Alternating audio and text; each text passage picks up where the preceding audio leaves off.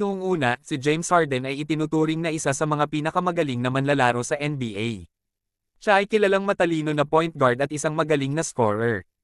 Sa mga unang taon ng kanyang karera, si Harden ay lumalabas na isang superstar na may potensyal na maging isa sa mga pinakamahuhusay na manlalaro sa liga. Ngunit tulad ng sinabi ng kasabihan, sa bawat tagumpay, may panunumbalik. Sa daan-daang laban ni Harden sa loob ng kanyang NBA career, may mga manlalaro na nakapagpahirap sa kanya. Sa patuloy na pag-unlad ng liga at pagdating ng mga kapantay niya, hindi maiiwasang magkaroon ng mga nakaaway na NBA player sa buong karera ni James Harden. Ang unang pangalan na madalas na hindi nagpapakanlong kay Harden ay si Stephen Curry ng Golden State Warriors.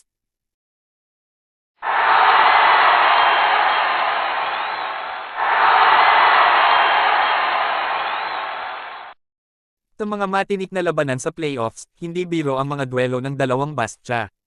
Dahil sa kanyang sharp shooting at kahusayan sa pag-score, si Curry ay nagdulot ng ilang pagkatalo kay Harden. Sumunod dito, may mga beses na dumating si Kawhi Leonard ng Los Angeles Clippers sa daan ni Harden na nagpapahirap sa kanya. Uses length to his advantage. ISO by Leonard knocks it down. Kawhi has 7 points.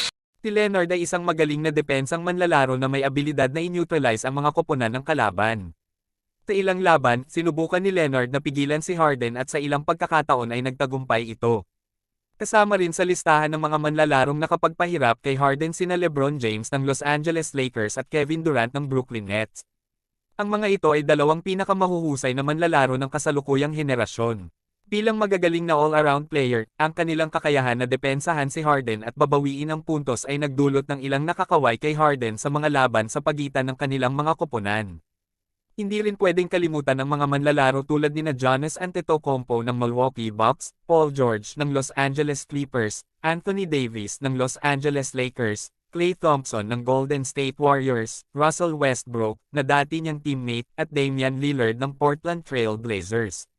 Mga matinik na manlalaro sila na may mga espesyal na abilidad upang harangin at pigilan ang mga pagsasagawa ni Harden. Ang lahat ng ito ay hindi nagpapahina ng talento ni James Harden bilang isang world-class basketball player.